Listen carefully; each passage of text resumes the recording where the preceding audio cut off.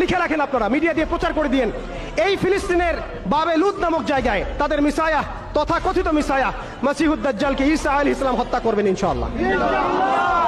পৃথিবীর কোন শক্তি, কোন ন্যাটো, কোন ইউনাইটেড নেশনস, কোন ইউরোপিয়ান ইউনিয়ন, কোন IMF, কোন ওয়ার্ল্ড ব্যাংক, কোন সাম্রাজ্যবাদী শক্তি এই ভবিষ্যৎবাণীকে ঠেকাতে পারবে ইনশাআল্লাহ।